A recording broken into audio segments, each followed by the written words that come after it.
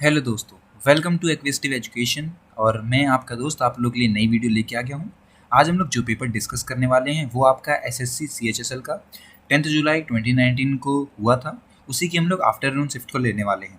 आज जो सेक्शन हम डिस्कस करेंगे वो सेक्शन आपका जनरल अवेयरनेस का। आप लोग सब जानते हैं मैं एक सीरीज चला रहा हूँ जिसके अंदर हम लोग 11 जुलाई तक जितने भी एसएससी सीएचएसएल के एग्जामिनेशन हुए थे उन सभी को हम लोग इन डिटेल में पढ़ने वाले हैं। ओके दोस्तों, यहाँ पे आपको 25 क्वेश्चंस होंगे जो कि मैं आपको फुल एक्सप्लेन करूंगा। उस क्वेश्चन से रिलेटेड जितनी बातें आपके एग्जाम पॉइंट ऑफ व्यू से इंपॉर्टेंट है, रिलेवेंट है, सिर्फ उन्हीं बातों पे हम लोग फोकस देके चलेंगे। बाकी कोई आलतू फालतू बातें नहीं करेंगे। और एक और इम्पॉर्टेंट बात है कि अगर आपने इससे पहले की वीडियोज़ नहीं देखी हैं, जो कि अप्रॉक्सीमेटली 13 वीडियो हैं, तो उन्हें भी जाके देखिए, उससे भी आपको काफ़ी ज़्यादा हेल्प होने वाली है। अब बढ़ते हैं अपनी नेक्स्ट स्लाइड की तरफ। तो देखिए, सबसे पहला क्वेश्चन पूछा गया था कि NVHCP मतलब कि national viral hepatitis control program जो हमारी कंट्री में चला था, और उसका ये मानना था कि वो हेपेटाइटिस सी को एलिमिनेट कर देगी पूरे तरीके से हमारी कंट्री से। तो उसकी जो डेडलाइन ईयर थी वो कौन सी थी, ये आपका सवाल है। ओके दोस्तों, तो ये सवाल था और इसकी जो डेडलाइन ईयर थी वो आपकी थी 2030 तक, मतलब कि 2030 तक हमारे कंट्री के अंदर, इंडिया के अंदर हेपेटाइटिस सी का वाइड एलिमिनेशन हो जाएगा। और ये जो बात कही थी ये कौन से प्रोग्राम के अंतर्गत कही गई थी, national viral hepatitis control programme. Okay दोस्तों, ये बात आपको ध्यान रखनी है। अब वहाँ पे हम लोग NVHCP के बारे में बात करें तो इसे, या फिर आप मान सकते हैं ये प्रोग्राम जो आता है ये हमारी ministry of health and family welfare के अंडर आता है और इसे स्टार्ट किया था 28 जुलाई 2018 को। ओके, ये बातें ध्यान रखनी है। हेपेटाइटिस सी के बारे में बात करें तो ये एक वायरस की वजह से इन्फेक्शन होता है और ये हमारे लीवर पे अटैक करता है, साथ ही साथ ये इन्फ्लेमेशन को भी इंक्रीज कर देता है। और ये एक मेजर कॉज है आपके कैंसर का। लीवर कैंसर जो होते हैं ना, उसमें मेजर कॉज हेपेटाइटिस सी की वजह से होता है। ये बातें आपको ध्यान रखनी है। नेक्स्ट क्वेश्चन की तरफ चलते हैं कि साउथ एशिया के अंदर एक एक्टिव वॉल्केनो है। ओनली एक्टिव वॉल्केनो आपको बताना है इन चार ऑप्शंस में से कौन सा है। तो आपको जो बैरन आइसलैंड है वो आपका एक्टिव वॉल्केनो है, जैसे कि आप फिगर में देख सकते हैं। अब एक्टिव वॉल्केनो ऐसे वॉल्केनो होते हैं जो कि टाइम टू टाइम इरप्ट होते रहते हैं, जिनके अंदर से आप कह सकते हैं लावा जो है वो बाहर आता रहता है, इरप्ट होता रहता है, उसे हम लोग एक्टिव वॉल्केनो कहते हैं। यहाँ पे मैं आपको बताऊँ, जो बैरन आइसलैंड है ये आपका अंडमान सी पे आता है, मतलब अंडमान सी पर ये आपका वॉल्केनो है। और इससे पहली बार जब इसका इरप्शन हुआ था तो आपका 1787 में नोट किया गया था, रिकॉर्ड किया गया था। किसके अंतर्गत आता है ये, या फिर कौन इस बात को रिसर्च कर रही है, तो वो आपकी नेशनल इंस्टीट्यूट ऑफ ओशियोनोग्राफी है। उसने कहा था, या फिर उसकी रिपोर्ट के हिसाब से जो लास्ट इरप्शन हुआ था इस वॉल्केनो के अंदर, तो वो आपका 23 जन 2017 को हुआ था। इस इंस्टीट्यूट के जो डायरेक्टर हैं वो हैं सुनील कुमार सिंह, और इस इंस्टीट्यूट का जो मोटो है वो है अंडरस्टैंडिंग द सीज। मोटो से ही आपको इसका काम पता लग गया बिल्कुल कि ये समुद्र को समझने की बात करते हैं। तो नाम याद रखिएगा इस इंस्टीट्यूट का, नेशनल इंस्टीट्यूट ऑफ ओशियानोग्राफी। ओके, तो और इसके डायरेक्टर सुनील कुमार सिंह। ये बातें आपको ध्यान रखनी है। ओके, और साउथ एशिया में ये आपका एक्टिव वॉल्केनो आता है जिसका नाम है बैरिन आइसलैंड। ओके, ध्यान रखिएगा इस बात को। नेक्स्ट आपका सवाल आता है कि उस टाइम पे, या फिर आप मान सकते हैं कि इन चारों ऑप्शंस में से कौन सी कंट्री ने अपनी third official court language Hindi को रखा है। ओके, कौन सी सिटी ने, सॉरी कंट्री ने, कौन सी सिटी ने ऑफिशियल थर्ड कोर्ट लैंग्वेज को रखा है, मतलब कि अब उनके कोर्ट में जो थर्ड ऑफिशियल लैंग्वेज होगी तो वो हिंदी होगी।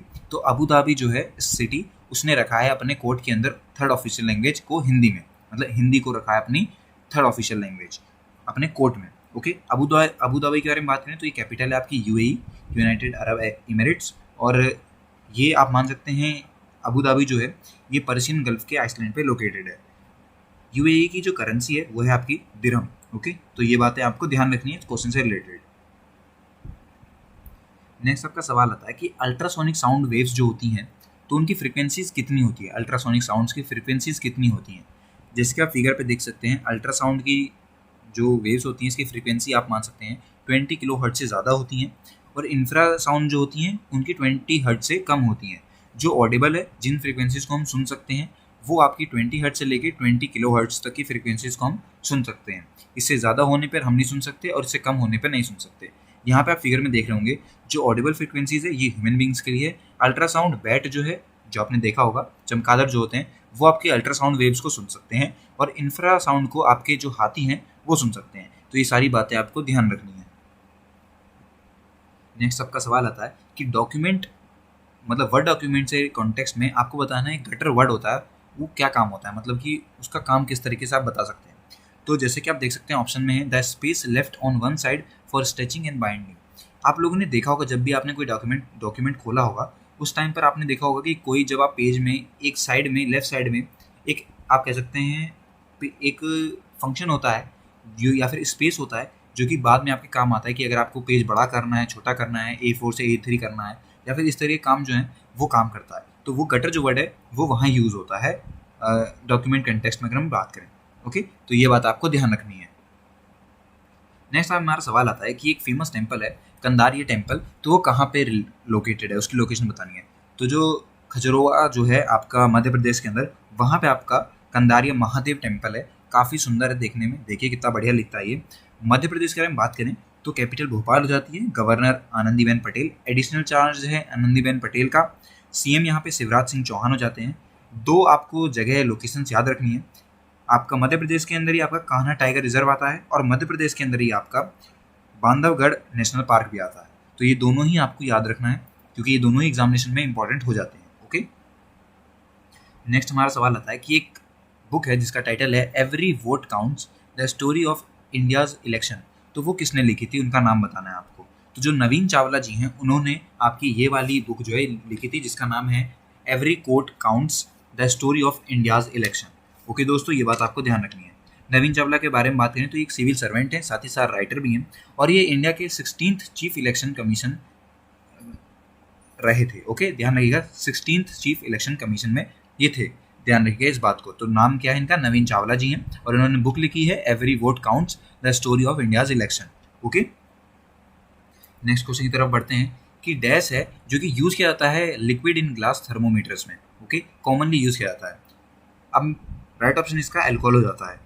अगर इस ऑप्शन में आपका मर्क्यूरी दिया होता तो आप मर्क्यूरी भी लगाते, क्योंकि थर्मामीटर जो होते हैं लिक्विड इन ग्लास वाला, इसमें क्या होता है एक लिक्विड भरा जाता है, तो वो आपका अल्कोहल भी हो सकता है, वो आपका मर्क्यूरी भी हो सकता है। इन दोनों में से कोई भी लिक्विड हम लोग रख सकते हैं। ओके, तो ये बात आपको ध्यान रखनी है। अल्कोहल के बारे में बात करें तो केमिकल नेम इथेनॉल ज़्यादातर यूज़ किया जाता है और फॉर्मूला आपका C2H6O होता है। तो ये दोनों ही बातें आपको ध्यान रखनी है। अब मैं आपको बताऊँ लिक्विड इन ग्लास थर्मोमीटर के बारे में, तो वही आपका जो आपका आप लोगों ने देखा होगा बुखार के टाइम पे जो थर्मोमीटर यूज़ किया जाता है, तो वही है ये, उसी टेम्परेचर को मेजर करने में काम आता है। ओके, तो ये सारी बातें आपको ध्यान रखनी है। नेक्स्ट एक सवाल आता है टारगेट 3 बिलियन, ये बुक किसने लिखी थी। तो जाने माने हस्ती हैं ये जो अब नहीं रहे, तो ये APJ अब्दुल कलाम जी ने लिखी थी। ओके, ध्यान रखिएगा इनके बारे में। और ये इंडिया के 11th प्रेसिडेंट रहे थे 2002 के अंदर। साथ ही साथ इन्हें एक और नाम से बुलाया जाता है कि ये पीपल्स प्रेसिडेंट थे, मतलब कि जिस टाइम पे इन्हें चुना गया था प्रेसिडेंट, तो दोनों ही पक्ष मतलब अपोजिशन जो था वो भी इनके सपोर्ट में था और मतलब आप मान सकते हैं कि दोनों ही एक तरीके से पार्टी जो थी हर तरफ से इन्हें बोला गया था कि ये हमारे जो है प्रेसिडेंट बनेंगे, तो इनका कोई हेट नहीं था, इस तरीके से आप मान सकते हैं।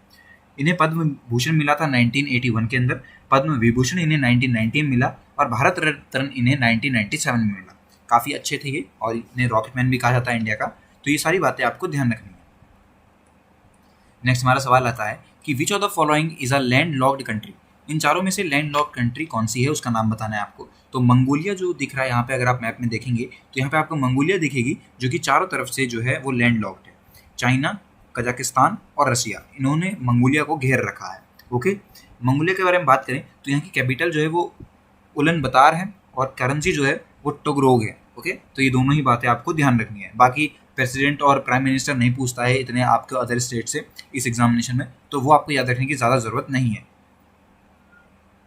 नेक्स्ट हमारा सवाल आता है कि in the context of Mughals के बारे में बताना है कौन सी स्टेटमेंट्स इसमें से करेक्ट नहीं है। ओके, तो जो राइट ऑप्शन है वो आपका ये है कि जो मुगल थे, जो उनके क्रॉनिकल्स थे, उन्होंने ये बोलते थे कि वो मान सकते हैं लेजेंडरी ईरानियन किंग अफरा साहिब के अंतर्गत आते हैं, मतलब कि उनके अंतर्गत में उनके अंडर में आते हैं, जो कि बात गलत है। ये ऐसा कुछ नहीं था कि वो ईरानियन किंग असरा साहिब के अंडर में आते थे। बाकी ये सारी जो बाकी आपके तीनों स्टेटमेंट हैं, जैसे कि Babur was pushed out of his homeland Fergana by Uzbeks, उन्हें मतलब बोला गया था कि तुम बाहर जाओ मतलब अपनी होमलैंड से, तो वो फिर इंडिया आ गए थे। फिर दूसरा आपका Babur was related to Genghis Khan from his mother sides, मतलब कि वो गिनगेज खान से अपनी मदर साइड से, मतलब उनकी जो ननिहाल था वहाँ से रिलेटेड थे, जो बात सही है बिल्कुल। They were the descendants of Timur on the partner parental side, इस तरीके से मान सकते हैं आप लोग। तैमूर जो है वो पेरेंटल जो साइड था उसका, वहाँ से वो रिलेटेड करते थे। तो ये सारी बातें जो है आपको याद रखनी है। नेक्स्ट आपका सवाल आता है कि IAAF male athlete of the year award जो है वो हुसैन बोल्ट को कितनी बार मिल चुका है, हुसैन बोल्ट को कितनी बार अवार्ड मिला है। तो आप जान के भी चौंक जाएंगे कि इन्हें 6 बार ये अवार्ड मिल चुका है।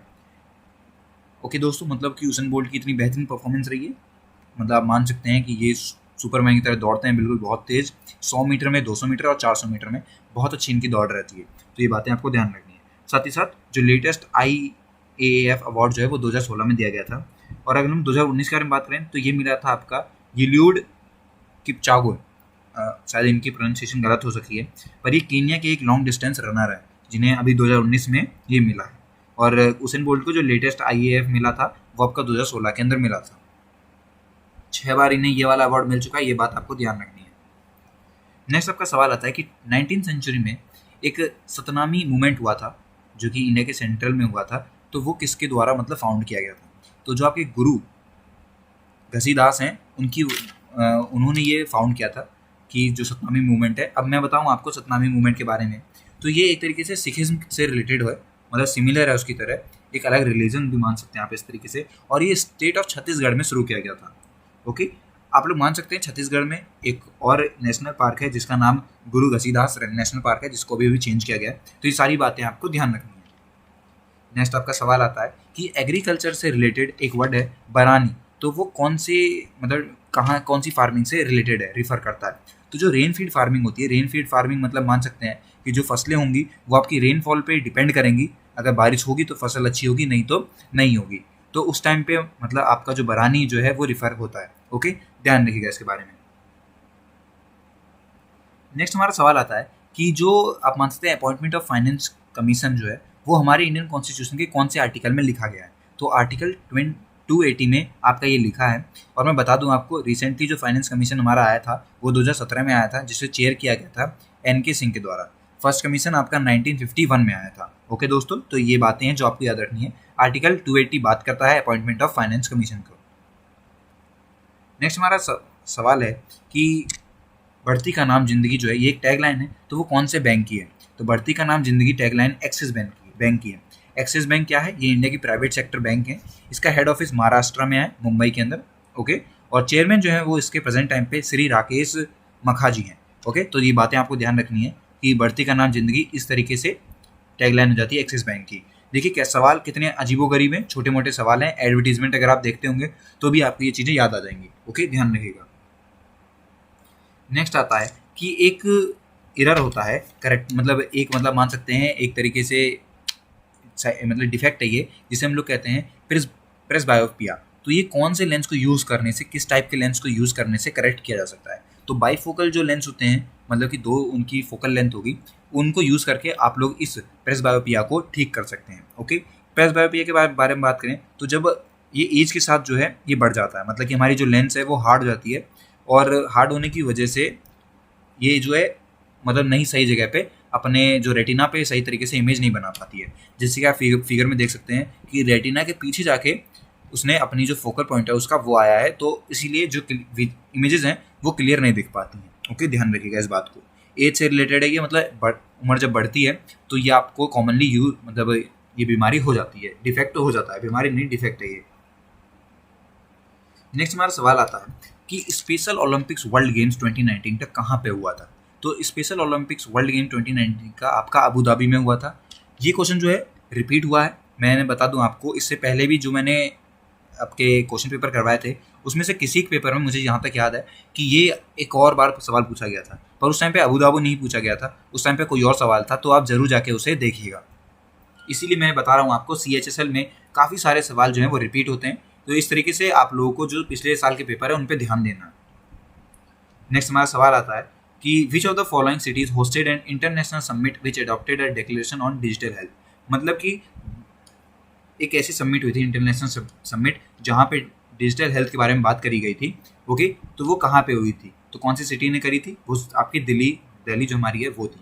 और 2019 में जो ये हुई थी ये इसकी 4th थी, मतलब मान सकते हैं global digital health partnership summit, ये 4th हुई थी। जो कि आपकी फरवरी में हुई थी, ध्यान रखिए ये बात, न्यू दिल्ली इंडिया के अंदर। तो ये सारी बातें आपको ध्यान रखनी है। नेक्स्ट सवाल आता है कि सेंसस आया था 2011 का, जिसमें बताया गया था कि सेकंड रैंक, मतलब कि आपको बतानी है लिटरेसी रेट से किस यूनिट टेरिटरी या स्टेट को मिली है। ओके, तो वो आपकी लक्षद्वीप है, जैसे कि आप देख सकते हैं। लक्षद्वीप के बारे में बात करें तो जो कैपिटल है इसकी वो है आपकी कवारती। एडमिनिस्ट्रेटर जो है वो आपका दिनेश वार शर्मा है। एमपी यहाँ पे मोहम्मद फैजल पीपी है। तो ये बातें आपको ध्यान रखनी है। मैप में आप देख सकते हैं लक्षद्वीप की क्या लोकेशन है। आइसलैंड है ये इंडिया का, जो कि काफ़ी बढ़िया है देखने में, टूरिस्ट वाला प्लेस है, जाके आप देख सकते हैं। नेक्स्ट हमारा सवाल आता है कि एक ज्योग्राफिकल इंडिकेशन मिला है ऑरेंजेस को, तो वो कौन से रीजन के ऑरेंजेस हैं जिन्हें ये इंडिकेशन मिला है? तो कोर्ग रीजन है जिसे ये आप कह सकते हैं इंडिकेशन मिला है वहाँ के ऑरेंजेस के लिए। ओके, ध्यान रखिएगा। अभी लेकिन इसका नाम चेंज होके कोडागो हो गया है, तो ये भी आप ध्यान रखिएगा कि कोरग नहीं है, अब कोडागो है। उस टाइम पे पूछा गया था तो कोरग था, अब कोडागो हो गया था। कर्नाटक के अंदर ये आता है।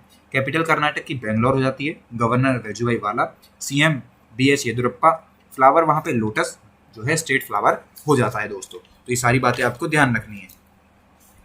नेक्स्ट सवाल आता है कि प्रदीप कुमार बनर्जी, ओके, जो कि ये एक हमारे मान सकते हैं जिन्हें अवार्ड मिला था ESPN multi sports award for life time achievement, तो वो कौन से स्पोर्ट्स से रिलेटेड है, कौन सा वो खेल खेला करते थे? तो फुटबॉल से ये रिलेटेड है। काफ़ी बेहतरीन प्लेयर हैं। इन्हें अर्जुना अवार्ड भी मिल चुका है 1961 के अंदर। पद्मश्री इन्हें 1990 में मिल चुका है। और इनकी अभी मार्च में देहांत हो गया था इनका, तो ये बात भी आपको ध्यान रखनी है। साथ ही साथ इन्हें फीफा ऑर्डर ऑफ मेरिट 2004 में मिला था। और मैं बता दूं आपको, फीफा ऑर्डर ऑफ मेरिट ये हाईएस्ट ऑनर है फीफा का। ओके, तो ये भी बात आपको ध्यान रखनी है इनके बारे में। नेक्स्ट हमारा सवाल आता है कि on any issue pertaining to the disqualification of any member of the Lok Sabha under 10th schedule of India Constitution, the final decision is taken by, मतलब कि अगर किसी लोकसभा मेंबर को आपको डिस्क्वालीफाई करना है तो वो कौन से आप मान सकते हैं उसका, मतलब जो भी लिखा गया आपके 10th शेड्यूल में, तो जो फाइनल डिसीजन होगा वो किसके द्वारा लिया जाएगा? तो वो डिसीजन लिया जाएगा आपका स्पीकर जो है लोकसभा के, उनके द्वारा। अभी करंट टाइम में आपके लोकसभा के स्पीकर जो है वो ओम बिरला हैं। ओके, तो ये आपको बातें जो है ध्यान में रखनी है। नेक्स्ट सवाल आता है कि एक डोमेन नेम है .au, तो वो कौन किसे एक्सप्रेस करता है या फिर किस पे स्टैंड होता है? तो ऑस्ट्रेलिया का ये डोमेन नेम है .au। .com जो है वो सबसे ज़्यादा यूज़ किया जाता है और इंडिया का .in है। तो ये बातें भी आपको ध्यान रखनी है। नेक्स्ट एंड लास्ट सवाल आता है आपका कि हमारे इन टर्म बजट 2019 में हमारी यूनियन गवर्नमेंट ने एक स्कीम लॉन्च की थी जो कि ये एश्योर करती थी कि जो अनऑर्गेनाइज सेक्टर है और जो लोग अनऑर्गेनाइज सेक्टर में काम करते हैं और जिनकी एज जो है वो 60 साल हो गई है, तो उस प्रधानमंत्री की योजना का क्या नाम था, उस स्कीम का क्या नाम था? तो उस स्कीम का नाम था प्रधानमंत्री श्रम योग्य मन धन योजना। ओके दोस्तों, अब मैं आपको एक बात बता दूं, इसके अंदर जो पेंशन देने की बात की गई थी वो मिनिमम 3,000 रुपये देने की बात की गई थी और अनऑर्गेनाइज सेक्टर वालों को ही देने की बात करी गई थी। ओके, अनऑर्गेनाइज सेक्टर मतलब कि ऐसे लोग जिन्हें मतलब आप कह सकते हैं कोई उनकी ऑर्गेनाइजेशन नहीं है, मतलब वो डेली कमाने वाले लोग हैं, तो उनके लिए ये योजना लाई गई थी कि 60 साल के बाद उन्हें जो सरकार है वो 3,000 रुपये मंथली पेंशन के तौर पे देगी। ओके, ध्यान रखिएगा इसके बारे में। दोस्तों यही थी मेरी पूरी आज की वीडियो, जो कि 10 जुलाई 2019 का पेपर का डिस्कशन था। अगर आपको वीडियोस की PDF चाहिए तो आप मुझे मेरी मेल पे भेज सकते हैं। मेरी मेल जो है वो आपको डिस्क्रिप्शन बॉक्स में मिल जाएगी, उसे आप जाके ज़रूर देखिए, जिससे कि आपको थोड़ी हेल्प हो। और इसी तरीके से मेरी वीडियोस को पसंद करते रहिए, सब्सक्राइब कीजिए अगर आपने नहीं किया है, और शेयर कीजिए जिससे मुझे मोटिवेशन मिले कि मैं और भी एग्जामिनेशन की तैयारी करवाऊँ आपको। अगला पेपर हमारा दिल्ली पुलिस के लिए होगा, तो उनके बच्चों को भी आप हमारी वीडियोज़ को रिफ़र कर सकते हैं, जिससे कि उनकी भी हेल्प हो सके। तो मिलते हैं अपनी अगली वीडियो में, तब तक के लिए गुड बाय, जय हिंद, जय भारत।